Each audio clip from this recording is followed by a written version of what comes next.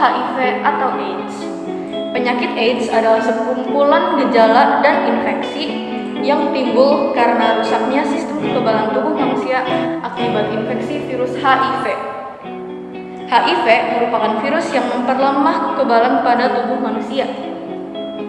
Virus HIV diduga berasal dari kera Afrika.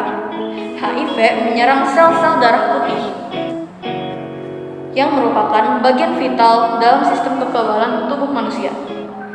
Apabila HIV telah membunuh sel-sel limfosit T hingga jumlahnya menyusut kurang dari 200 per mikroliter darah, maka kekebalan di tingkat sel akan hilang. Akibatnya terjadilah kondisi yang disebut AIDS. Pada kondisi demikian, kekebalan tubuh berkurang sehingga tubuh rentan kena penyakit. Apa saja gejala AIDS? Seseorang yang terinfeksi HIV pada awalnya akan mengalami gejala-gejala demam, sakit tenggorokan, perbesaran nodus limfa, keluhan kulit, dan sakit sendi. Setelah itu, virus mengalami masa inkubasi yang dapat berlangsung selama 10 tahun. Baru setelah itu, muncullah gejala AIDS. Ketika orang sudah mengidap AIDS, daya tahan tubuhnya sudah sangat lemah. Tubuh penderita AIDS mudah diserang bakteri, protozoa, jamur, juga virus lain. Kanker juga sering kali ditemukan pada penderita AIDS. Mekanisme penularan AIDS. HIV dapat ditularkan melalui injeksi langsung ke aliran darah, serta kontak membran mukosa atau jaringan yang terluka dengan cairan tubuh tertentu yang berasal dari penderita HIV. Cairan tertentu itu meliputi darah, semen, sekresi vagina, dan ASI. Beberapa jalur penularan HIV yang telah diketahui adalah melalui hubungan seksual dari ibu ke anak atau prenatal, jarum suntik yang terkontaminasi, transfusi dan transplantasi, serta paparan pekerjaan. Penularan HIV tertinggi terjadi selama masa awal dan akhir infeksi HIV karena beban virus paling tinggi pada waktu tersebut.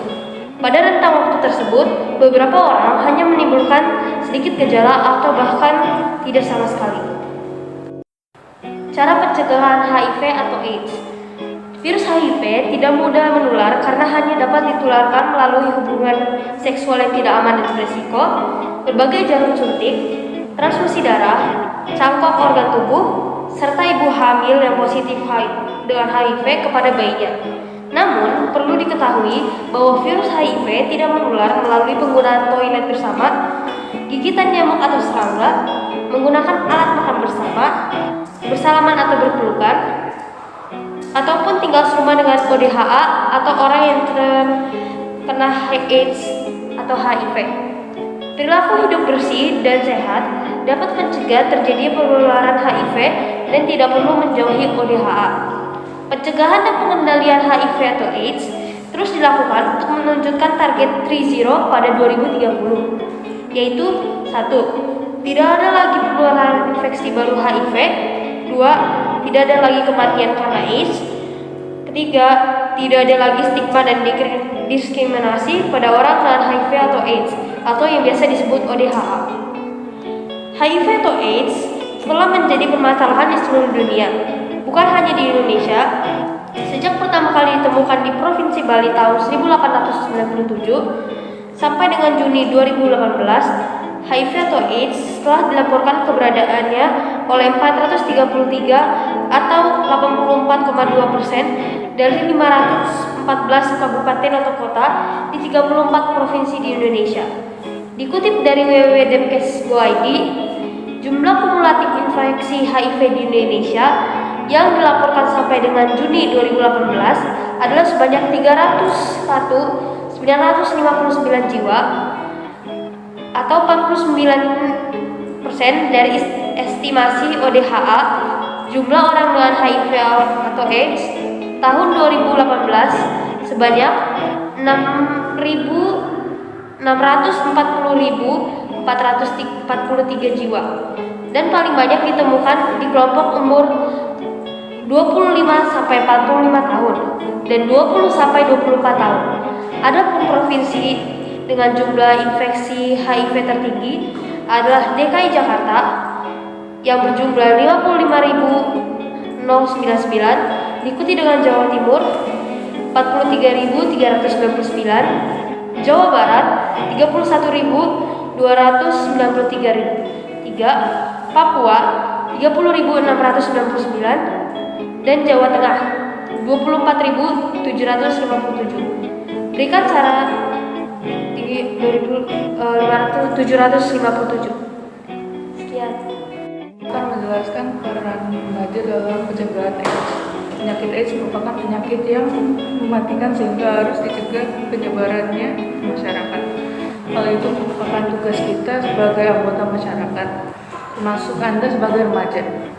Ada banyak cara yang dapat dilakukan para remaja sesuai Anda mencegah penyebaran penyakit AIDS. 1. Membentuk kelompok studi AIDS. Sebagai pelajar yang mempelajari biologi, Anda dapat membentuk kelompok studi atau kelompok diskusi anti-AIDS. Anti-AIDS di sini bukan berarti anti terhadap para penderita AIDS, melainkan suatu bentuk sikap diri anti-AIDS terhadap segala sesuatu yang menyebabkan AIDS dan berusaha untuk melakukan pencegahan terhadap penyebarannya. Melalui kegiatan ini, Anda dapat bertukar pikiran dan pengetahuan tentang AIDS. Dapat mendatangkan narasumber dari pakar atau departemen kesehatan untuk memberikan penjelasan yang lengkap tentang apa itu AIDS dan cara pencegahannya. Berkunjung ke Yayasan Peduli AIDS juga merupakan contoh kegiatan yang dapat dilakukan. Kelompok studi AIDS ini dapat dilakukan sebagai kegiatan ekstrakurikuler di sekolah. 2. Membuat poster atau stiker tentang AIDS. Anda dapat membuat poster atau stiker tentang bahaya atau pencegahan AIDS. Anda dapat memajang poster di tempat-tempat strategis agar dibaca banyak orang. Anda juga dapat membuat stiker anti-AIDS dan membagikannya secara gratis ke banyak teman atau kelompok masyarakat yang rawan AIDS. Mintalah bantuan instansi-instansi kesehatan untuk menunjukkan lokasi atau kelompok masyarakat yang rawan terkena AIDS. Oke, yang ketiga, menghindari pergaulan bebas. Penyakit AIDS ditularkan paling banyak melalui kontak seksual. Anda harus menjadi contoh teman segenerasi bahwa pergaulan bebas itu harus dihindari. Maka itu, bergaulah secara sehat dan sesuai norma agama yang Anda anut. Yang keempat, jauhi narkoba. Selain melalui kontak seksual, HIV atau AIDS juga dapat ditularkan melalui jarum suntik yang digunakan oleh para pengguna narkoba. Dengan menjauhi narkoba, Anda juga telah menjauhi AIDS. Di samping berbahayanya narkoba, menggunakan narkoba juga perbuatan yang melawan hukum sehingga dapat dipidana. Dan sekali-sekali pertaruhkan masa depan Anda hanya karena kesenangan sesaat. Yang kelima, kita bisa menjadi konsultan remaja AIDS. Jika kita telah paham tentang apa itu AIDS, bahayanya AIDS, dan gimana cara mencegahnya, Anda dapat menjadi konselor atau juga menjadi duta pencegahan AIDS. Nah, dengan cara Anda menjadi pembicara di sekolah-sekolah atau di kelompok-kelompok remaja lain. Sekian informasi yang kami dapat sampaikan. Terima kasih.